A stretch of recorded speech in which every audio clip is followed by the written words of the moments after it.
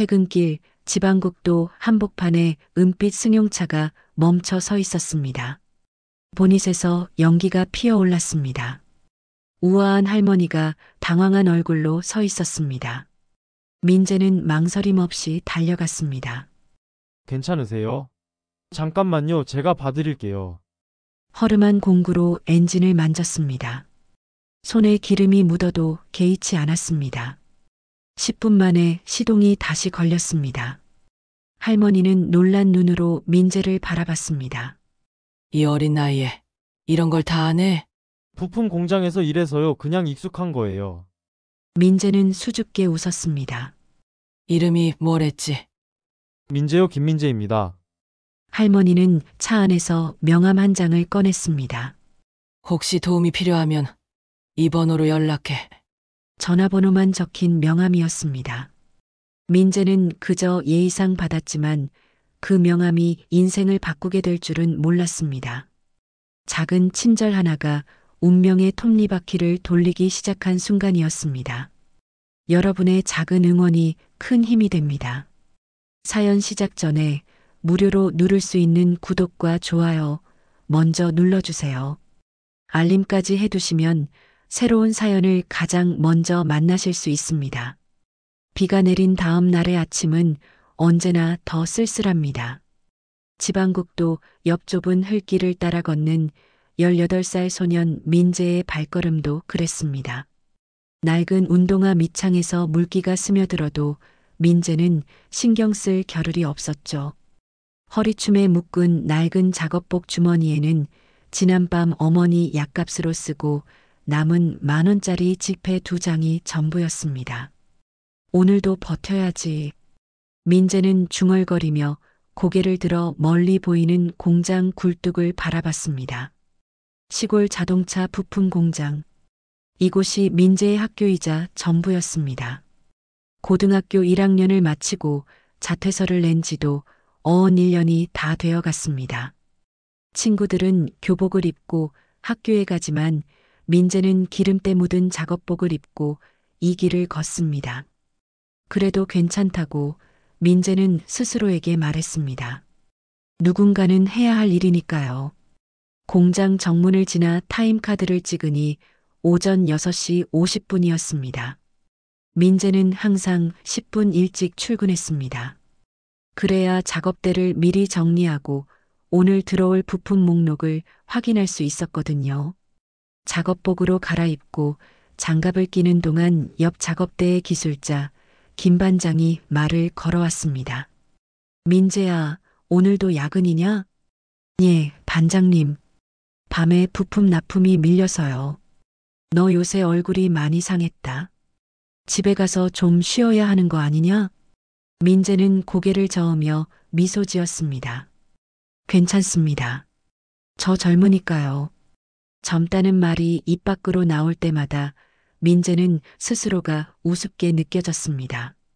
18이면 친구들과 운동장을 뛰어다니고 수학 문제를 풀어야 할 나이였으니까요. 하지만 민재에게는 그럴 여유가 없었습니다. 몇 해 전 아버지가 교통사고로 세상을 떠난 뒤 모든 것이 달라졌습니다.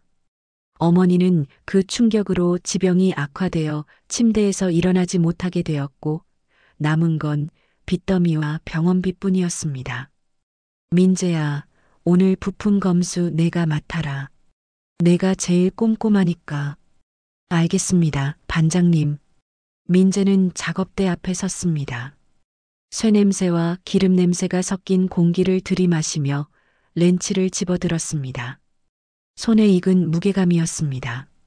아버지도 이 일을 했습니다.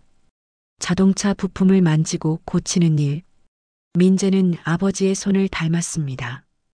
굵고 거친 손이었지만 부품 하나하나를 다룰 때만큼은 섬세했습니다. 오전 내내 부품을 검수하고 불량품을 골라내는 동안 민재의 손은 쉴 틈이 없었습니다. 점심시간이 되자 다른 직원들은 구내식당으로 향했지만 민재는 작업대 한쪽에 앉아 도시락을 꺼냈습니다. 어제 저녁 남은 밥에 김치 몇 조각이 전부였지만 민재는 감사한 마음으로 한 숟가락씩 떠먹었습니다. 민재야, 너 그것만 먹냐? 식당 가서 밥 먹어라. 아니에요, 반장님. 전 이게 더 좋아요. 거짓말이었습니다. 사실은 식대를 아껴 어머니 약값에 보태려는 것이었죠. 구내식당 한 끼가 5,000원. 한 달이면 10만 원이 넘습니다.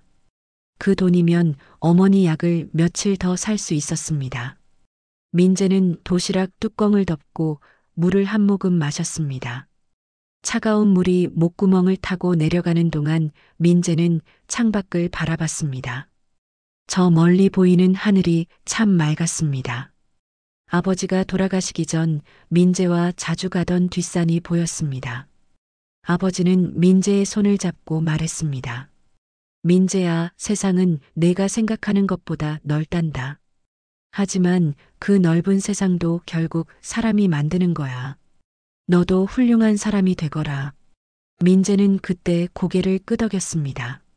하지만 지금 민재는 그 약속을 지키지 못하고 있는 것 같았습니다. 훌륭한 사람이 되기는커녕 하루하루 버티는 것만으로도 벅찼으니까요. 그래도 민재는 포기하지 않았습니다. 아버지가 지켜보고 계실 테니까요. 오후 작업이 시작되었습니다. 민재는 다시 작업대 앞에 섰습니다. 오늘은 엔진 부품 조립이 많았습니다. 작은 나사 하나하나를 조이고 볼트를 끼우는 작업은 정교함을 요구했습니다. 민재의 손은 기계처럼 정확하게 움직였습니다. 김 반장은 민재를 보며 고개를 끄덕였습니다. 저 나이에 저런 손재주가 있다니. 아깝다 정말. 퇴근 시간이 다가왔지만 민재의 하루는 끝나지 않았습니다. 야근 신청서에 이름을 쓰고 다시 작업복을 여몄습니다. 밤 10시까지 4시간을 더 일해야 했습니다. 야근 수당은 시간당 10,000원. 4시간이면 4만 원이었습니다. 어머니 병원비에 조금이라도 보탤 수 있었습니다. 민재야, 넌 참 대단하다. 나도 내 나이 때는 놀기 바빴는데. 저는 이게 더 편해요, 반장님. 또 거짓말이었습니다. 사실 민재도 친구들처럼 놀고 싶었습니다. 축구도 하고 싶고 영화도 보고 싶었습니다. 하지만 그럴 수 없었습니다. 민재가 쓰러지면 어머니도 함께 쓰러지니까요. 민재는 이를 악물고 렌치를 쥐었습니다. 밤 10시가 되어 공장 문을 나섰을 때 민재의 다리는 후들거렸습니다. 14시간을 쉬지 않고 일한 탓이었습니다. 하지만 민재는 집으로 곧장 가지 않았습니다. 먼저 들러야 할 곳이 있었습니다. 어머니가 계신 병원이었습니다. 병원은 공장에서 10분 거리였습니다. 민재는 비틀거리는 다리를 이끌고 병원 3층 병실로 올라갔습니다. 복도 끝 작은 병실. 문을 열자 어머니가 침대에 누워 계셨습니다. 민재를 보고 어머니는 미소 지었습니다. 민재야, 왔구나. 오늘도 고생 많았지? 아니에요, 엄마. 저 괜찮아요. 민재는 어머니 곁에 앉아 손을 잡았습니다. 어머니의 손은 뼈만 남아 가벼웠습니다. 민재는 가슴이 먹먹했습니다. 엄마, 조금만 더 버텨요. 제가 꼭 나게 해드릴게요. 그래, 우리 아들 덕분에 엄마는 행복하단다. 민재는 어머니와 한참을 이야기했습니다. 오늘 공장에서 있었던 일, 김 반장이 해준 농담, 점심으로 먹은 도시락 이야기. 사소한 일상이었지만 어머니는 즐거워하셨습니다. 민재는 어머니가 웃는 모습을 보며 힘을 얻었습니다. 이 웃음을 지키기 위해서라도 민재는 버텨야 했습니다. 병원을 나설 때는 자정이 넘어 있었습니다. 민재는 다시 그 흘길을 걸었습니다. 어두운 밤하늘 아래 민재의 그림자가 길게 늘어졌습니다. 내일도 또 이 길을 걸을 것입니다. 모레도, 그 다음 날도. 하지만 민재는 괜찮았습니다. 작은 희망 하나로 버티는 소년의 삶은 고단했지만 민재는 주변 사람들에게 항상 미소를 잃지 않았습니다.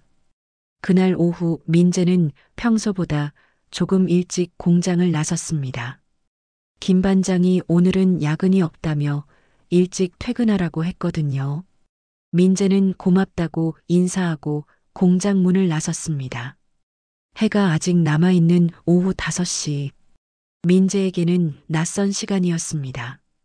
보통은 밤 10시가 넘어서야 이 길을 걷곤 했으니까요. 지방국도를 따라 걷는 민재의 발걸음은 가벼웠습니다. 오늘은 일찍 집에 가서 어머니와 저녁을 함께 먹을 수 있을 것 같았습니다. 어머니가 좋아하시는 된장찌개라도 끓여드려야겠다고 생각하며 걷는데 저 멀리 이상한 광경이 눈에 들어왔습니다. 지방국도 한복판에 은빛 승용차 한 대가 멈춰 서 있었습니다. 보닛에서는 하얀 연기가 모락모락 피어오르고 있었죠. 차 옆에는 우아한 옷차림의 할머니 한 분이 당황한 표정으로 서 계셨습니다. 할머니는 휴대전화를 귀에 대고 누군가와 통화하고 계셨는데 목소리에 불안함이 묻어났습니다. 여보세요? 예, 지방국도 32번 쪽인데요. 차가 갑자기 멈춰서 네, 알겠습니다. 민재는 잠시 망설였습니다. 지나가는 게 편할 것 같았지만 발걸음이 떨어지지 않았습니다. 저 할머니가 혼자 저렇게 서 계시는 모습이 마음에 걸렸거든요. 민재는 결국 할머니 쪽으로 걸어갔습니다. 괜찮으세요? 할머니는 민재를 보고 깜짝 놀라셨습니다. 작업복 차림의 젊은이가 갑자기 나타났으니까요. 아, 네. 차가 갑자기 멈춰서 곤란하네요. 잠깐만요. 제가 봐드릴게요. 민재는 허리춤에 차고 있던 작은 공구 주머니를 꺼냈습니다. 공장에서 일하면서 항상 몸에 지니고 다니는 것이었죠. 렌치와 드라이버, 몇 가지 작은 도구들이 들어 있었습니다. 민재는 보닛을 열고 엔진을 살펴봤습니다. 엔진 과열이네요. 냉각수 호스가 조금 느슨해진 것 같습니다. 민재의 손이 재빠르게 움직였습니다. 렌치로 호스 연결 부위를 조이고 냉각수 양을 확인했습니다. 손에는 기름이 묻어났지만 민재는 개의치 않았습니다.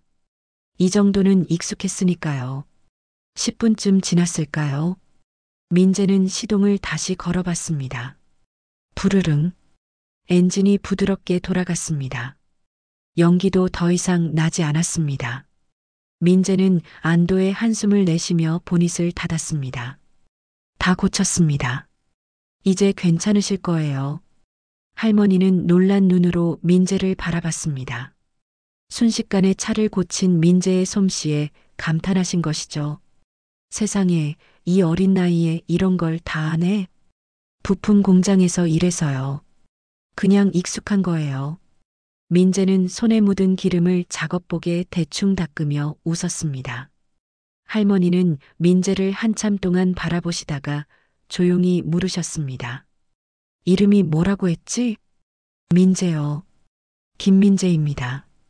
할머니는 고개를 끄덕이시더니 차 안으로 들어가셨습니다. 잠시 후 할머니는 작은 명함 한 장을 손에 쥐고 나오셨습니다. 명함은 고급스러운 종이로 만들어진 것처럼 보였습니다. 민재야, 이거 받아라.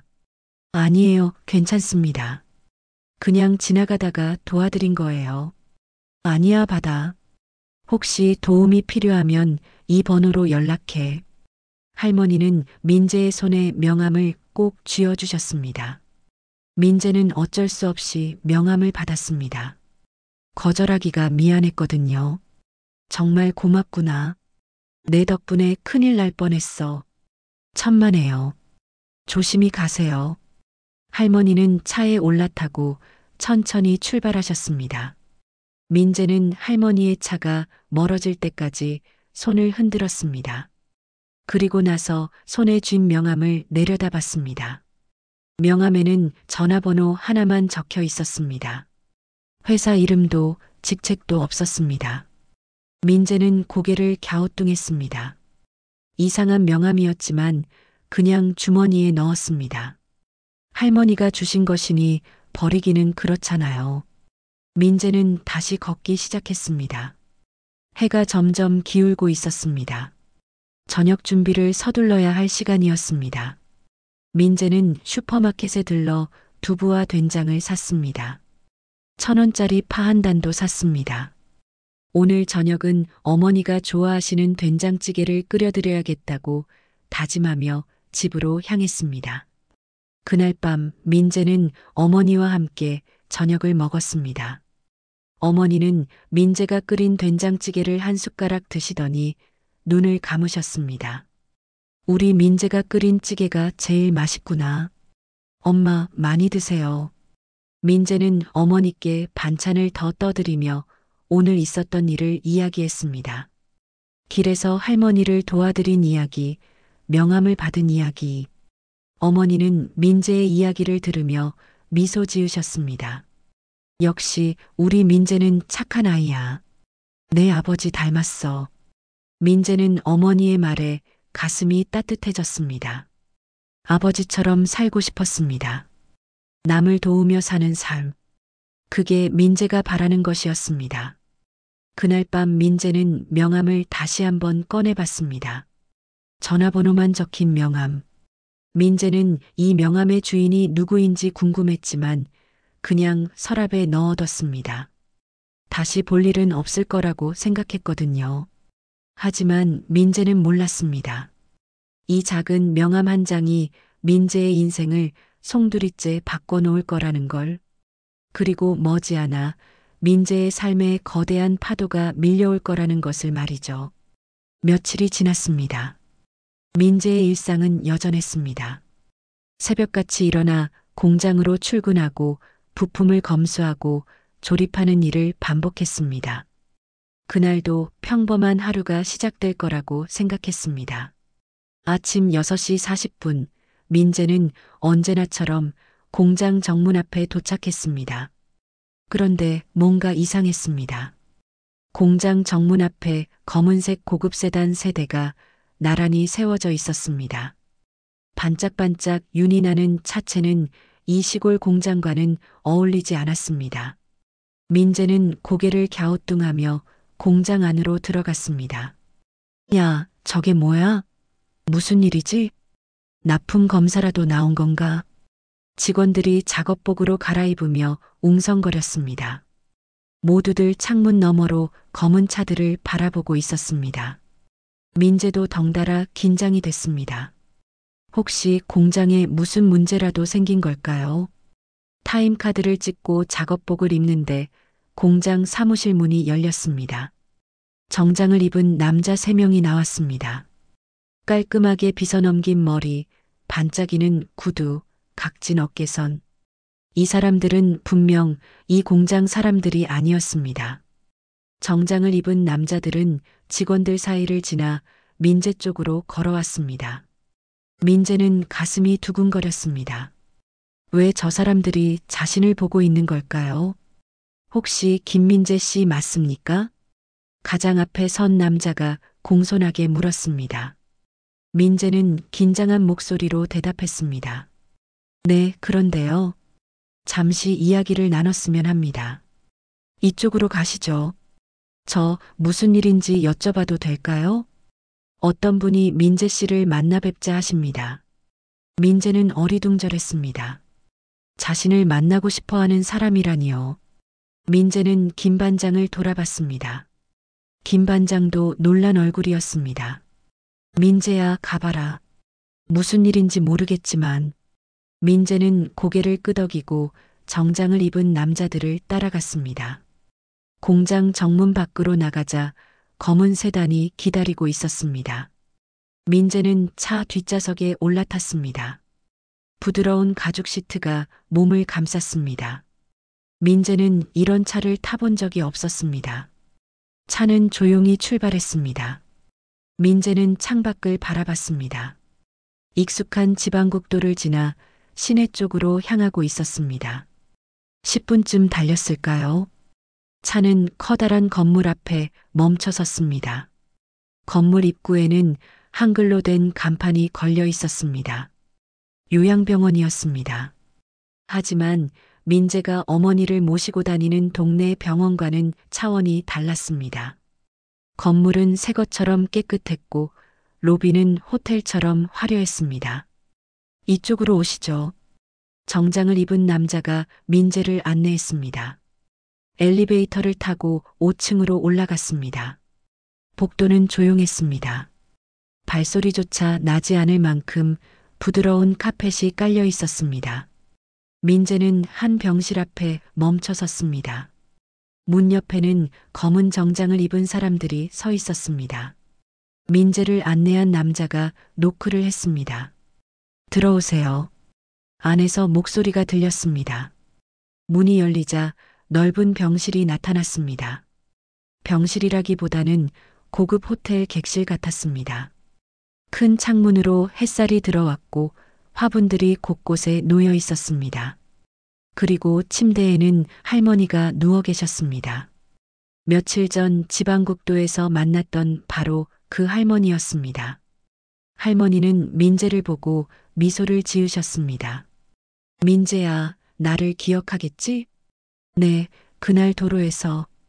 민재는 깜짝 놀랐습니다. 할머니 주변에는 의사 가운을 입은 사람들과 서류를 든 비서들이 서 있었습니다. 모니터에는 심전도 같은 게 표시되고 있었습니다. 모두 나가주시겠어요? 민재와 단둘이 이야기하고 싶어요.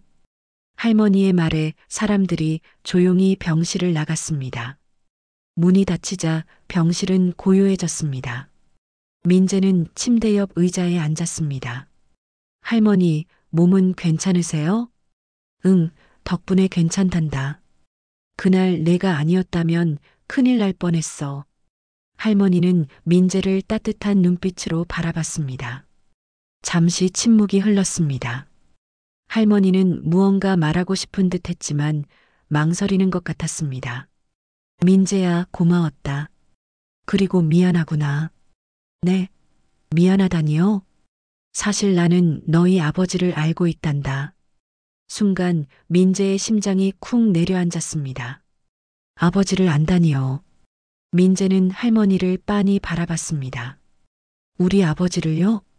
그래. 내 아버지는 내 아들 회사의 기사였지. 충성스럽고 정직한 사람이었어.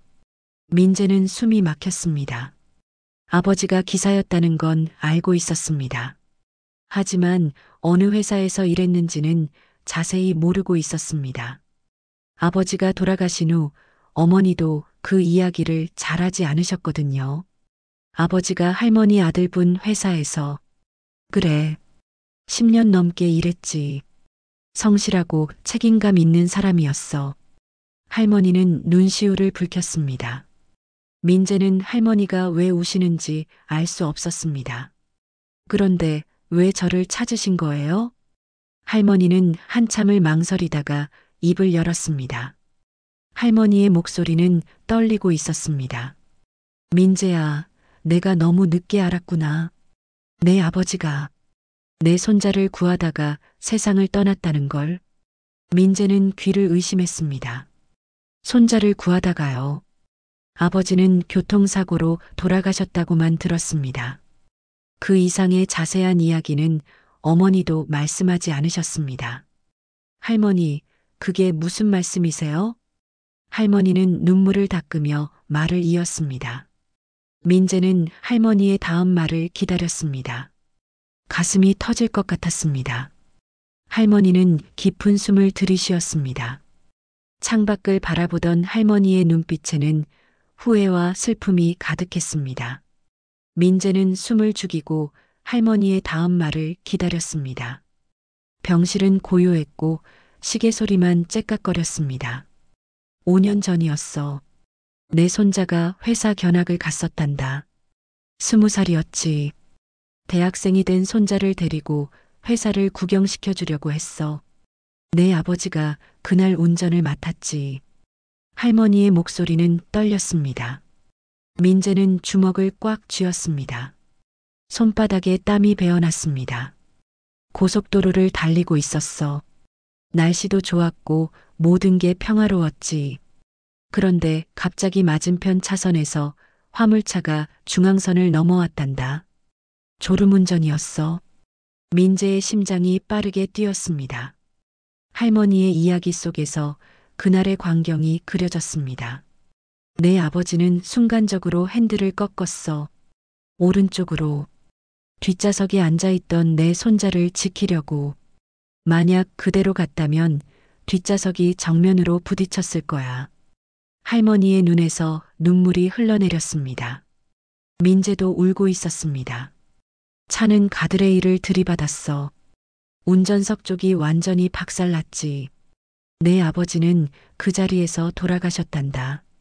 하지만 뒷좌석에 내 손자는 살았어. 긁힌 상처 몇 개만 입고 무사했지. 민재는 입술을 깨물었습니다. 아버지의 마지막 순간이 너무나 선명하게 그려졌습니다. 아버지는 자신의 목숨보다 승객의 안전을 먼저 생각하신 거였습니다. 내 아버지는 영웅이었어, 민재야. 진짜 영웅이었단다. 할머니. 민재의 목소리는 떨렸습니다. 할머니는 손수건으로 눈물을 닦으며 말을 이었습니다. 그런데 나는 그 사실을 제대로 알지 못했어. 내 아들이, 그러니까 회사 회장인 내 큰아들이 사고를 축소했거든. 회사 이미지에 안 좋다고, 언론에 알려지면 곤란하다고. 할머니의 목소리에는 분노가 섞여 있었습니다. 민재는 주먹을 더욱 세게 쥐었습니다. 내 아들은 유족들에게 최소한의 보상금만 주고 일을 마무리했어. 제대로 된 사과도 없이. 장례식에도 대리인만 보냈지. 그래서 우리 어머니가. 그래, 내 어머니는 모든 걸 아셨을 거야. 하지만 어쩔 수 없었겠지. 큰 회사를 상대로 개인이 뭘 할 수 있겠니? 게다가 너를 키워야 했잖아. 민재는 어머니 생각에 가슴이 아팠습니다. 어머니는 그 모든 고통을 혼자 감당하셨던 겁니다. 아버지를 잃은 슬픔, 부당한 대우, 그리고 홀로 아들을 키워야 하는 부담까지. 할머니, 왜 이제야 알게 되신 거예요? 며칠 전이었어. 내가 오래된 서류를 정리하다가 그때 사고 보고서를 발견했지. 자세히 읽어보니 내 아들이 얼마나 많은 걸 숨겼는지 알게 됐단다. 할머니는 침대 옆 서랍을 열어 서류 뭉치를 꺼냈습니다. 이게 진짜 사고 보고서야. 경찰 조사 기록, 목격자 진술, 블랙박스 영상 분석. 모든 게 여기 다 있어. 내 아버지가 얼마나 영웅적으로 행동했는지 증명하는 자료들이지. 민재는 서류를 받아들었습니다. 서류에는 아버지의 이름이 적혀 있었습니다. 김철수. 민재의 눈에서 눈물이 뚝뚝 떨어졌습니다. 민재야, 나는 내 아버지께 너무나 큰 빚을 졌어. 내 손자의 목숨을 구해주셨으니까. 그런데 우리 집안은 그 은혜를 배신으로 갚았단다. 할머니는 민재의 손을 꽉 잡았습니다. 할머니의 손은 떨리고 있었습니다. 나는 그 죗값을 조금이라도 갚고 싶구나.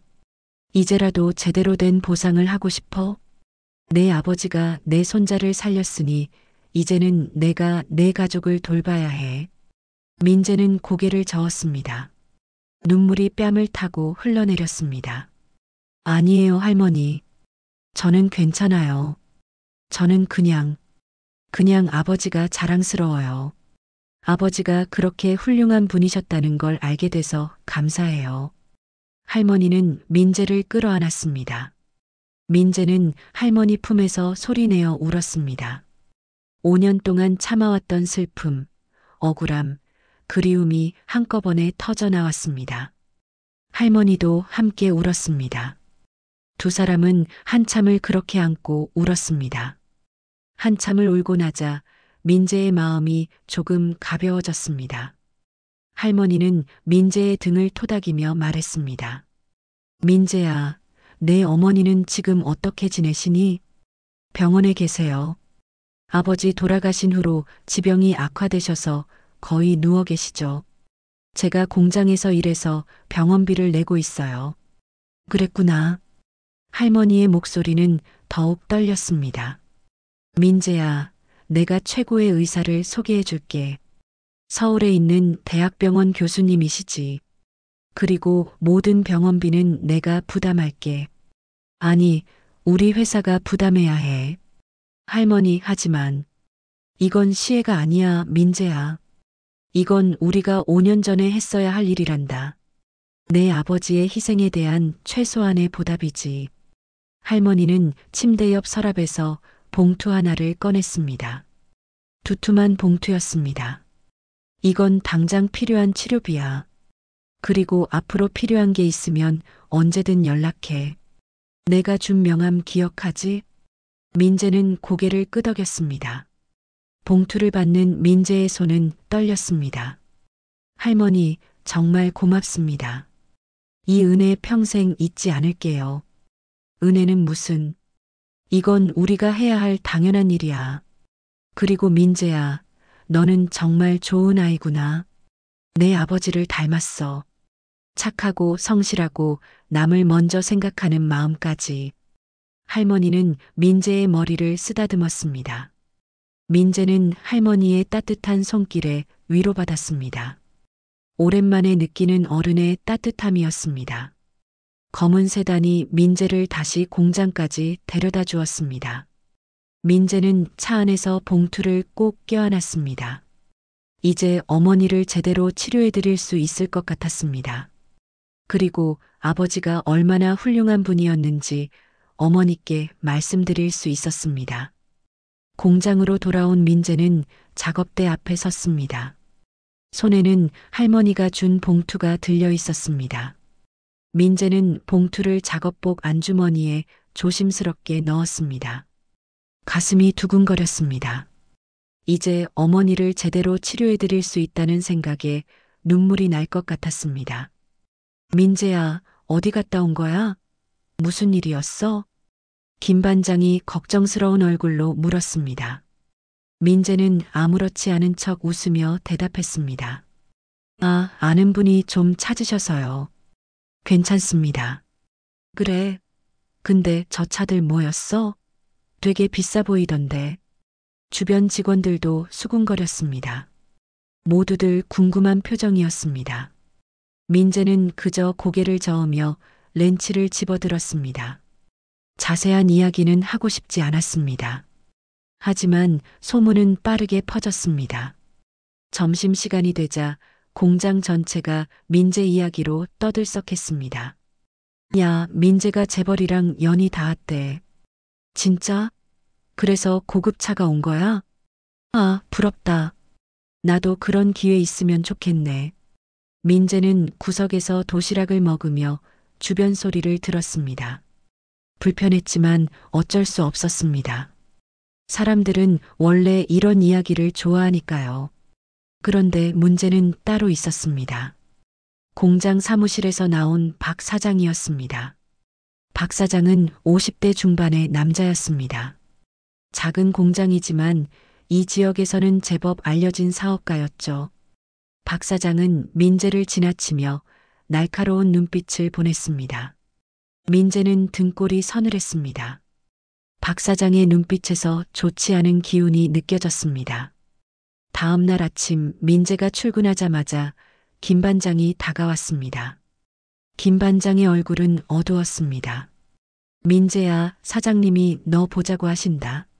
네, 저를요? 응, 지금 당장 사무실로 올라가래. 민재는 불길한 예감이 들었습니다. 작업복도 제대로 입지 못한 채 사무실로 올라갔습니다. 문을 두드리자 안에서 차갑게 들어오라는 소리가 들렸습니다.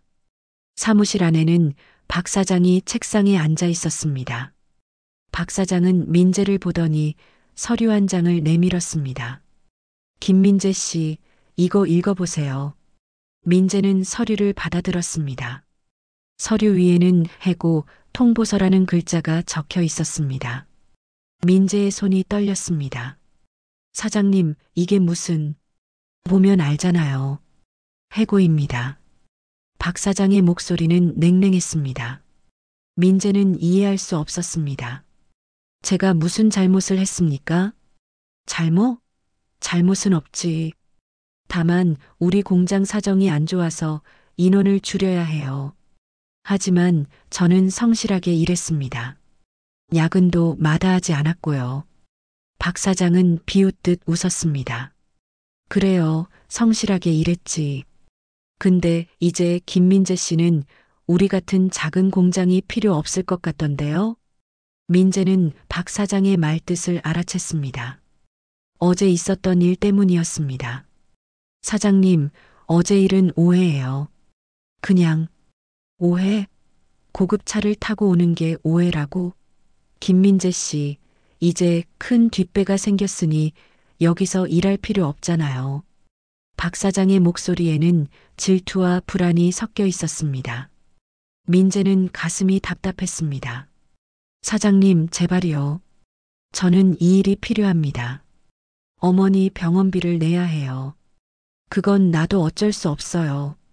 결정된 일입니다. 박 사장은 고개를 돌렸습니다. 더 이상 이야기할 여지가 없다는 뜻이었습니다.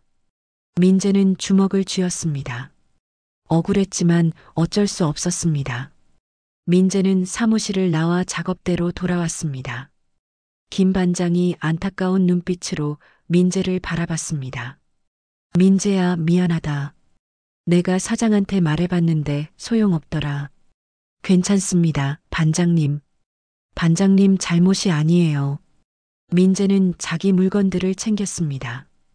공구함, 작업장갑, 낡은 도시락통, 1년 동안 사용했던 것들이었습니다. 민재는 작업대를 마지막으로 한번 쓸어내렸습니다. 공장 문을 나서는 민재의 발걸음은 무거웠습니다. 앞으로 어떻게 해야 할까요? 어머니 병원비는 어떻게 내야 할까요? 할머니가 준 돈이 있지만 그건 어머니 치료비로 써야 했습니다. 생활비는 어떻게 마련해야 할까요? 민재는 한숨을 쉬며 걸었습니다. 하늘이 무너지는 것 같았습니다. 괜히 도와줬나? 나는 왜 이렇게 되는 걸까? 민재는 중얼거렸습니다. 할머니를 도와드린 게 후회스러운 건 아니었습니다. 다만 이렇게 될 줄은 몰랐습니다. 그 시각 서울의 한 고급 빌딩 회장실에서는 중요한 회의가 열리고 있었습니다.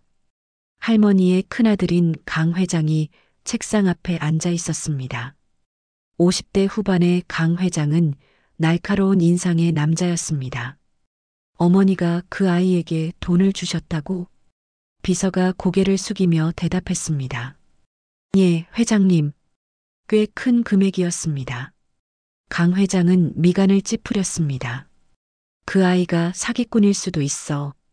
어머니 건강이 안 좋으신데 이용하는 거 아니야? 조사해 보겠습니다.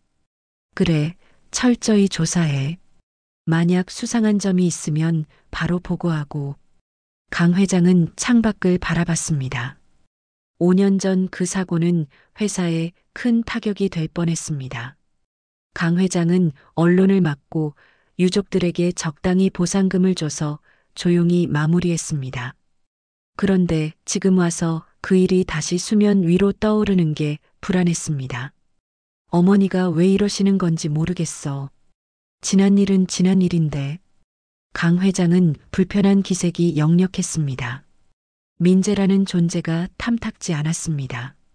한편 민재는 집에 돌아와 어머니께 해고 사실을 말씀드려야 할지 고민했습니다. 어머니는 민재가 일찍 들어온 걸 보고 의아해 하셨습니다. 민재야, 오늘 일찍 왔네? 무슨 일 있니? 민재는 웃으며 고개를 저었습니다. 아니에요, 엄마. 그냥 일이 일찍 끝나서요. 거짓말이었습니다. 하지만 어머니를 걱정시키고 싶지 않았습니다. 민재는 방으로 들어가 침대에 누웠습니다. 천장을 바라보며 앞으로의 일을 생각했습니다. 그날 밤 민재는 잠을 이룰 수 없었습니다. 천장을 바라보며 이런저런 생각에 잠겼습니다. 일자리를 잃었다는 사실이 현실로 다가왔습니다. 내일부터 어디로 가야 할까요? 무엇을 해야 할까요? 생각이 꼬리에 꼬리를 물었습니다.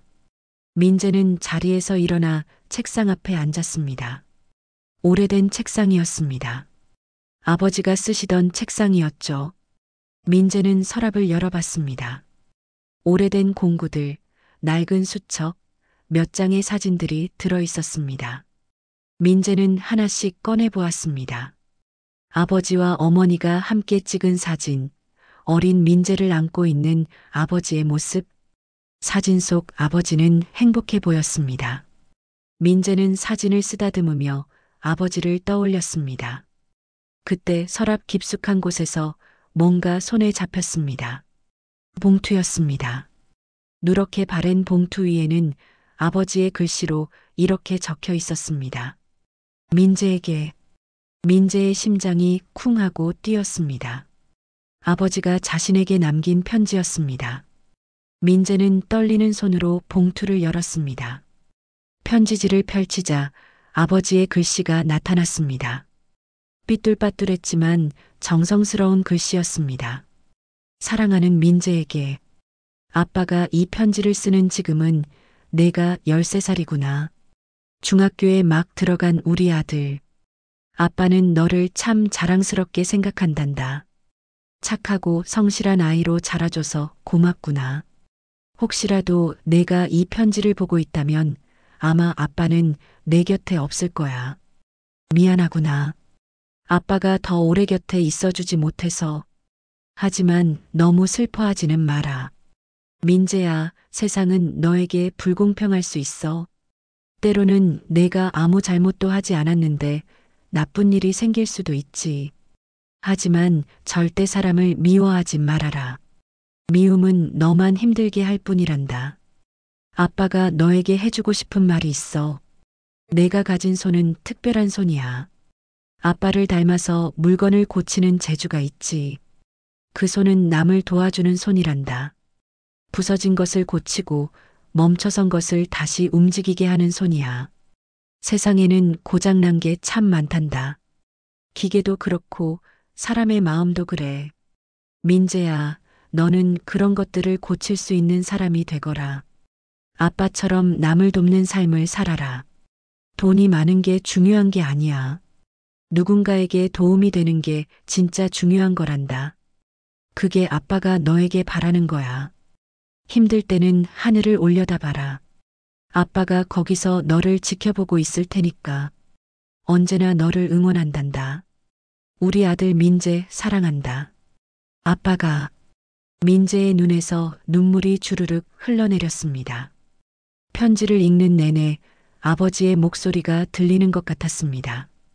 따뜻하고 다정했던 아버지의 목소리가 귓가에 맴돌았습니다.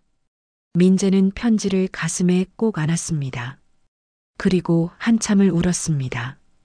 아버지가 보고 싶었습니다. 아버지의 손을 잡고 싶었습니다. 아버지의 품에 안기고 싶었습니다. 한참을 울고 나자 민재의 마음이 조금씩 정리되기 시작했습니다. 아버지의 말씀이 마음속 깊이 스며들었습니다. 절대 사람을 미워하지 말아라. 민재는 박 사장을 떠올렸습니다. 자신을 해고한 박 사장. 처음에는 원망스러웠습니다. 하지만 아버지의 편지를 읽고 나니 생각이 달라졌습니다. 박 사장도 불안했던 거겠죠. 작은 공장을 운영하며 살아남기 위해 발버둥 치는 사람이었습니다. 내가 해야 할 건 복수가 아니야. 아버지가 못다한 약속을 지키는 거야. 민재는 창밖을 바라봤습니다. 새벽이 밝아오고 있었습니다. 민재는 자리에서 일어나 씻었습니다. 거울 속 자신을 바라보며 다짐했습니다. 아버지, 저 다시 시작할게요. 아버지처럼 남을 돕는 사람이 될게요. 민재는 작업복을 입었습니다. 비록 공장에서 쫓겨났지만 이 옷만큼은 입고 싶었습니다. 이 옷이 아버지와 자신을 이어주는 것 같았으니까요. 민재는 공장으로 향했습니다. 해고당했지만 할 일이 있었습니다. 며칠 전부터 고장난 기계가 있었습니다. 큰 부품 성형기였는데 아무도 고치지 못하고 있었습니다. 민재는 그 기계를 고칠 수 있었습니다. 공장 정문은 아직 열려 있었습니다.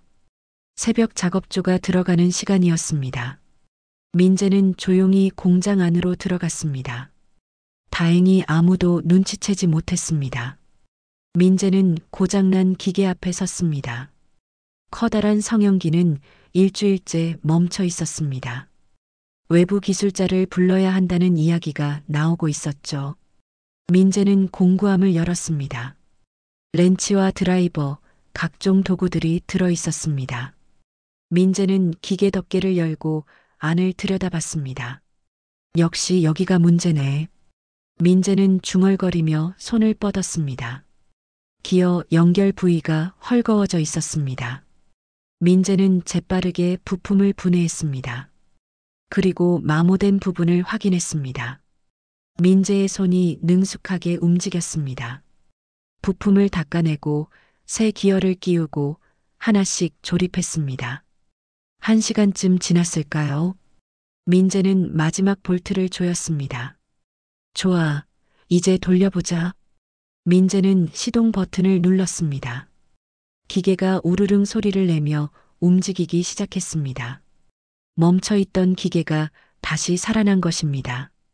민재는 미소를 지었습니다. 아버지, 봤죠? 저도 할 수 있어요. 그때 뒤에서 소리가 들렸습니다. 민재야. 김 반장이었습니다. 김 반장은 놀란 얼굴로 민재를 바라봤습니다. 내가 이 기계를 고친 거야? 네, 반장님. 김 반장은 기계를 바라보며 감탄했습니다. 세상에 외부 기술자도 못 고친다고 했는데. 민재야, 넌 정말 대단하구나. 민재는 공구함을 정리하며 말했습니다. 제가 배운 건 다 아버지한테 배운 거예요. 아버지가 가르쳐 주신 대로 한 것뿐이에요. 김 반장은 민재의 어깨를 두드렸습니다. 민재야, 미안하다. 사장이 너를 해고한 건 정말 잘못된 일이야. 민재는 고개를 저었습니다. 괜찮아요, 반장님. 저는 앞으로 제 길을 찾아갈 거예요. 며칠이 지났습니다. 민재는 집에서 어머니를 돌보며 새로운 일자리를 알아보고 있었습니다. 그런데 어느 날 저녁 민재의 휴대전화가 울렸습니다. 모르는 번호였습니다. 여보세요? 민재 씨, 저 할머니 비서입니다. 할머니께서 내일 저녁 식사 자리에 초대하고 싶다고 하십니다. 민재는 당황했습니다. 갑작스러운 초대였습니다. 저녁 식사요? 제가요? 네, 할머니 댁에서 가족 모임이 있습니다. 민재 씨도 꼭 참석해달라고 하셨습니다. 민재는 망설였습니다. 가족 모임이라면 할머니의 아들, 그러니까 회장도 있을 것입니다. 불편할 것 같았습니다. 제가 가도 될까요? 가족 모임인데. 할머니께서 꼭 와달라고 하셨습니다. 내일 저녁 7시에 차를 보내드리겠습니다. 전화가 끊어졌습니다. 민재는 휴대전화를 내려놓고 한숨을 쉬었습니다. 왜 민재를 부르시는 걸까요? 다음 날 저녁 검은 세단이 민재를 데리러 왔습니다. 민재는 가장 깨끗한 옷으로 갈아입었습니다. 낡았지만 정성껏 다린 셔츠와 바지였습니다. 차는 서울 외곽의 고급 주택가로 향했습니다. 높은 담장으로 둘러싸인 대저택 앞에서 차가 멈췄습니다. 민재는 차에서 내려 저택을 올려다봤습니다. 상상했던 것보다 훨씬 컸습니다. 이쪽으로 오십시오. 집사가 민재를 안내했습니다. 넓은 정원을 지나 저택 안으로 들어갔습니다. 화려한 샹들리에가 걸린 거실에는 이미 사람들이 모여 있었습니다. 할머니가 소파에 앉아 계셨습니다. 옆에는 정장을 입은 남자가 서 있었습니다. 50대 후반쯤 되어 보이는 날카로운 인상의 남자였습니다. 강 회장이었습니다. 민재야, 왔구나. 이리 와서 앉아라. 할머니는 민재를 반갑게 맞아주셨습니다. 하지만 강 회장의 표정은 차갑기만 했습니다. 어머니, 이 사람이 그 소년입니까? 그래, 민재란다. 우리 은인의 아들이지. 강 회장은 민재를 위아래로 훑어봤습니다. 민재는 불편했지만 고개를 숙여 인사했습니다. 안녕하세요. 김민재입니다. 강 회장은 대답도 하지 않았습니다. 그저 코웃음만 쳤을 뿐입니다. 식사가 시작되었습니다. 긴 테이블에 사내진미가 차려졌습니다. 민재는 어디에 앉아야 할지 몰라 우왕좌왕했습니다. 할머니가 자신의 옆자리를 가리켰습니다. 민재야, 여기 앉아라. 민재는 할머니 옆에 앉았습니다. 맞은편에는 강 회장이 앉았습니다. 강 회장은 식사하는 내내 민재를 째려봤습니다. 어머니, 대체 왜 이런 자리를 마련하신 겁니까? 강 회장이 냉랭하게 물었습니다. 할머니는 포크를 내려놓고 강 회장을 바라봤습니다. 오늘 너희에게 꼭 해야 할 말이 있어서 그래. 말씀이라니요? 5년 전 일에 대해서 말이야. 순간 강 회장의 얼굴이 굳었습니다. 민재도 긴장했습니다. 5년 전 교통사고. 너는 그 일을 제대로 처리하지 않았어. 어머니, 그 이야기는 끝난 일 아닙니까? 끝나지 않았어. 은인의 가족을 그렇게 대하고 끝났다고? 할머니의 목소리가 높아졌습니다. 강 회장은 불편한 기색을 감추지 못했습니다. 어머니, 저희는 충분한 보상을 했습니다. 충분하다고? 제대로 된 사과도 없이 돈 몇 푼 던져주고 끝낸 게 충분하다고? 테이블 위의 분위기가 싸늘해졌습니다. 민재는 작아지고 싶었습니다. 어머니, 이건 회사 일입니다. 어머니께서 간섭하실 일이 아닙니다. 강 회장의 목소리는 차가웠습니다. 할머니는 자리에서 일어났습니다. 간섭이라고? 내 손자 목숨을 구해준 은인에 대한 예의가 간섭이야? 할머니는 비서에게 손짓했습니다. 비서가 서류 봉투를 건넸습니다. 할머니는 봉투를 열어 서류를 꺼냈습니다. 이게 뭔지 아니? 강 회장은 서류를 빼앗듯이 받아들었습니다. 서류를 보는 강 회장의 얼굴이 점점 굳어졌습니다. 이건 유언장? 그래, 내 유언장이야. 어제 변호사와 함께 작성했지. 할머니는 민재를 바라보며 말했습니다. 민재는 우리 집안의 은인이야. 민재 아버지가 내 손자를 구해줬고 민재도 길에서 나를 도와줬지. 이런 인연을 외면할 수 없어. 강 회장은 서류를 탁자에 던졌습니다. 어머니, 이건 너무 성급한 결정입니다. 이 사람이 정말 믿을 만한 사람인지, 믿을 만하다는 건 행동으로 증명되는 거야. 민재는 어려운 상황에서도 남을 도왔어. 그게 바로 진짜 인품이란다. 할머니는 민재의 손을 잡았습니다. 오늘 이 자리에서 공식적으로 발표하겠어. 민재는 우리 회사 장학재단의 첫 번째 수혜자야. 그리고 민재 어머니의 모든 치료비도 우리가 책임질 거야. 민재는 눈물이 날 것 같았습니다. 할머니의 마음이 너무 고마웠습니다. 할머니, 그때 거실 문이 열렸습니다. 정장을 입은 사람들이 들어왔습니다. 카메라를 든 기자들이었습니다. 이게 무슨 일입니까? 강 회장이 놀라 소리쳤습니다. 할머니는 담담하게 대답했습니다. 기자들을 불렀어. 5년 전 진실을 세상에 알리려고. 기자들이 카메라를 들이댔습니다. 플래시가 터졌습니다. 할머니는 당당하게 말했습니다. 5년 전 김철수 씨는 우리 손자를 구하고 돌아가셨습니다. 하지만 우리 회사는 그 사실을 제대로 알리지 않았습니다.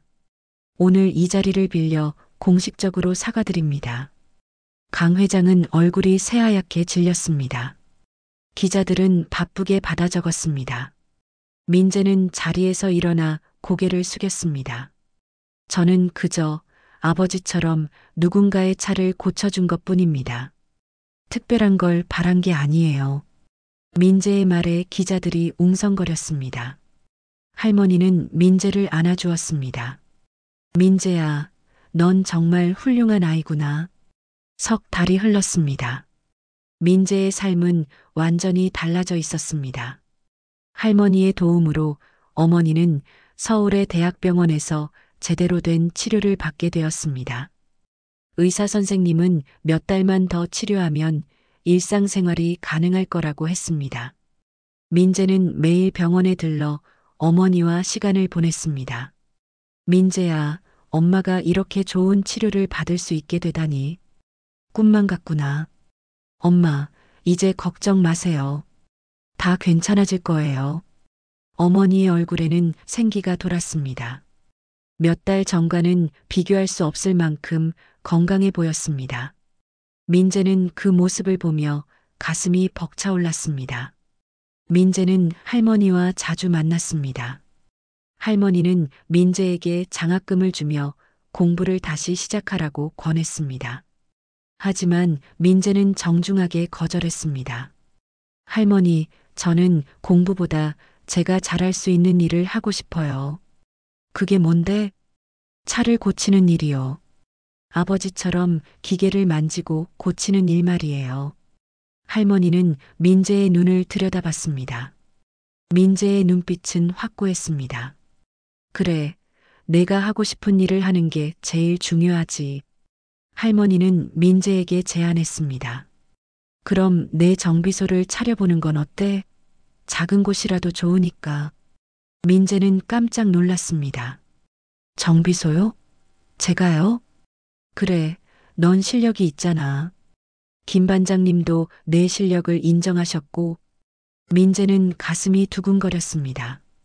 자신만의 정비소라니 꿈만 같은 일이었습니다. 하지만 저는 돈도 없고 경험도 부족한데. 걱정 마. 내가 도와줄게. 창업 자금은 내가 대줄 테니 천천히 갚으면 돼. 민재는 눈물이 날 것 같았습니다. 할머니의 마음이 너무 감사했습니다. 할머니, 정말 고맙습니다. 꼭 성공해서 은혜 갚을게요.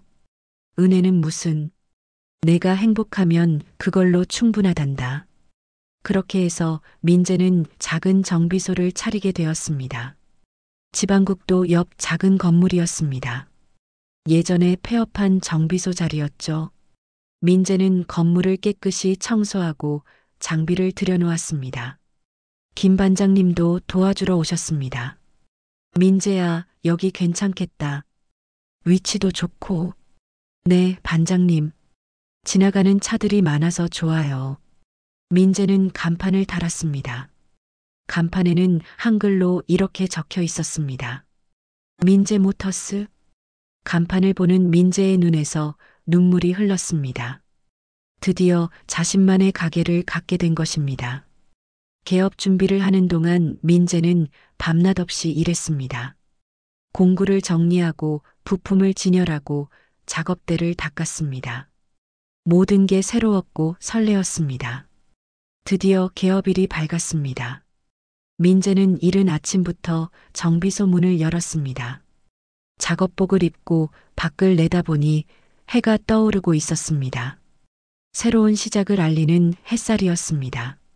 아버지, 봐주세요. 제가 해냈어요.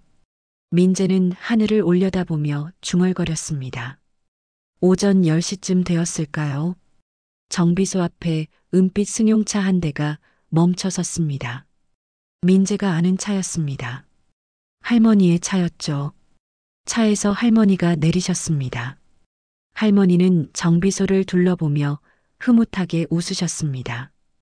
민재야, 축하한다. 정비소 정말 멋지구나. 할머니, 오셨어요. 첫 손님이 할머니시네요. 그럼 내가 첫 손님이어야지. 오늘부터 내 차는 내가 관리해줘야 해. 할머니는 차 열쇠를 민재에게 건넸습니다. 민재는 열쇠를 받아들고 차를 살펴봤습니다. 할머니, 정기 점검이 필요하네요. 엔진 오일도 갈아드릴게요. 그래, 내 솜씨를 믿는다. 민재는 차를 작업대로 옮겼습니다. 보닛을 열고 엔진을 살펴보는 민재의 손길은 능숙했습니다. 렌치를 쥔 손에는 힘이 있었습니다. 작업하는 동안 할머니는 의자에 앉아 민재를 지켜봤습니다.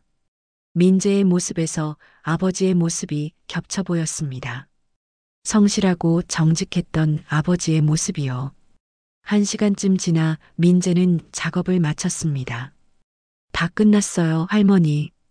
이제 엔진이 훨씬 부드러울 거예요. 할머니는 차에 올라 시동을 걸었습니다. 엔진 소리가 조용하고 부드럽게 울렸습니다. 와, 정말 다르네. 역시 민재 솜씨야. 민재는 기름 묻은 손을 닦으며 웃었습니다. 이제 진짜 제 일이 됐네요. 할머니는 차에서 내려 민재를 안아주었습니다. 민재야, 넌 정말 훌륭한 청년이야. 내 아버지도 하늘에서 자랑스러워 하실 거야. 민재는 눈시울이 붉어졌습니다. 할머니의 품에서 따뜻함이 느껴졌습니다. 할머니, 정말 고마워요. 할머니 덕분에 제가 이렇게 새 출발을 할 수 있었어요. 민재야, 고마운 건 나야. 내가 우리 가족에게 가장 소중한 걸 가르쳐 줬잖아. 소중한 거죠? 응, 진짜 가치가 뭔지 말이야. 돈이나 권력이 아니라 사람의 마음이 얼마나 중요한지. 할머니는 민재의 손을 잡았습니다. 기름 묻은 손이었지만 할머니는 개의치 않았습니다. 이 손으로 많은 사람들을 도와주렴. 내 아버지처럼. 네, 할머니. 꼭 그렇게 할게요. 할머니가 떠난 후 민재는 정비소 밖에 섰습니다. 지방국도를 달리는 차들이 보였습니다. 저 차들 중 누군가는 민재의 도움이 필요할 것입니다. 민재는 그들을 도울 준비가 되어 있었습니다. 멀리서 엔진 소리가 들려왔습니다. 부드럽고 힘찬 소리였습니다. 오늘따라 그 소리가 더 따뜻하게 느껴졌습니다. 민재는 작업복 소매를 걷어 올렸습니다. 소년 가장의 손은 여전히 기름투성이었습니다. 하지만 그 손끝에는 이제 희망의 냄새가 배어 있었습니다. 민재는 하늘을 올려다봤습니다. 맑은 하늘 너머 어딘가에서 아버지가 웃고 계실 것 같았습니다. 아버지, 저 이제 괜찮아요. 아버지가 가르쳐 주신 대로 살아갈게요. 남을 돕고 성실하게 사는 거요. 바람이 불어왔습니다. 따뜻한 바람이었습니다. 마치 아버지의 대답처럼 느껴졌습니다. 민재는 정비소 안으로 들어갔습니다. 새로운 하루가 시작되었습니다. 엔진 소리보다 따뜻한 마음을 가진 청년의 새로운 인생이 지금 막 시작된 것입니다. 오늘의 사연 어떠셨나요? 구독과 알림 설정으로 다음 이야기를 가장 먼저 만나보세요. 좋아요와 댓글은 큰 힘이 됩니다. 감사합니다. 사연 일상이었습니다.